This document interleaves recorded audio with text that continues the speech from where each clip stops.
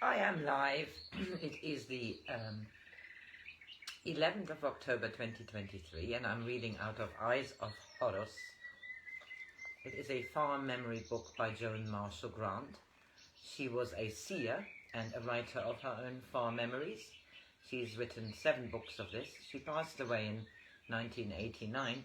This life is her life as a male, Ra-up, an heir to the nomarch of the Oryx. When Ra-up grows up, he realizes that Egypt is very corrupt and the battle has started. We are now in the 6th part of this book, and this is chapter 4, I think. Trial by Magic. The captain of the reed informed me that the high priest of Sekhmet had agreed to the trial of will being held at noon. This surprised me, as I had expected them to demand it be held at sunset, the hour dominated neither by the sun nor the moon.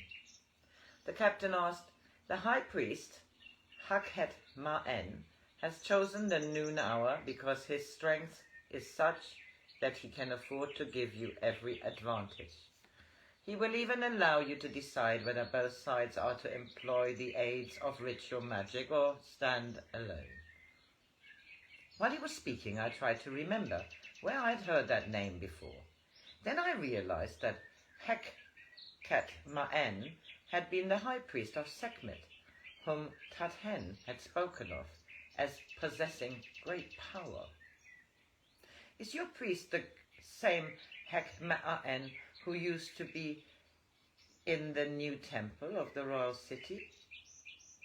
He told me this was so, and I knew that though I had issued the challenge because I thought it would give us the opportunity of exposing the Sekhmet priests as as impotent impostors, it became a challenge to battle between mighty magicians, light against darkness, Ra against Set, personified in the power of their priests. Pata'aru had already instructed me to allow the Sekhmet priests the advantage of ritual magic, so that after their defeat they would not be able to claim that we had denied them the full use of their powers.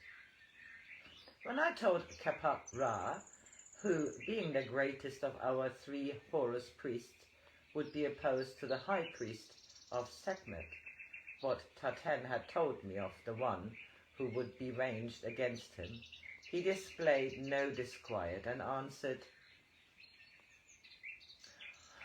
"I am true to the name of he whom I follow. If I am true to the name of he whom I follow, then he will make me a vehicle of his power, and even if Set himself should challenge me, still would I triumph. Only if I have left undone that which I should have performed, or allowed the arrow of my trained will to grow blunt in the quiver of my body, shall I be destroyed, and so show myself to be an unworthy servant of the Lord of Hark." Tathen said he would not dare oppose Heket on equal terms. "The strength of a country lies in the wisdom of its priesthood. If we, the priests of the Oryx, are overthrown, then, until others of our brotherhood have proved the strength of the priests of the Watchers, we are not ready to rule Egypt. Warriors can break the power of armies. Warriors can protect their country from invasion. But unless a people have a living priesthood, the worm of conflict will be in the fruit of victory. Peace will be forced to be rotten at the core, and the gold of conquest turn to bitter ashes. I now wish that I and my 2 brothers be left alone until the time of the testing of our strength, so that we may prepare ourselves according to our tradition." After this, he joined Pata'atu under a nearby shade tree and appeared to sleep. Though I trusted the captain of the reed, I thought it possible that Sekhmet's servants might try to disturb our champions, so I posted a strong guard at a distance, sufficient to protect them and yet not disturb the contemplation into which they had withdrawn. To have left a guard on the temple itself, or even to have set scouts to watch the movements of the lead, would have been to deliver an unwarranted insult.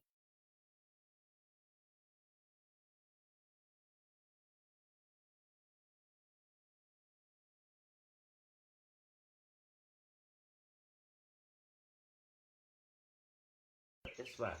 I led the rest of our men back to our encampment. They were in great heart, laughing and joking among themselves, and all seemed confident that in a few hours they would be enjoying the humiliation of the followers of Set. Hanuk was beside me, and I took this opportunity to tell him about Sekhmet. Your strategy has proved brilliant up to now, he said, but need you have set victory in the balance against when it was already won? If the power of Heket is broken, it will do more to lift the shadow of fear than anything we could have achieved by arms alone. Few of the Sekhmet priests have real power, and they feel profound awe for those who possess it. To them, Heket is more than a high priest. He is living personification of the dark powers. Let them see him broken, and they will be free.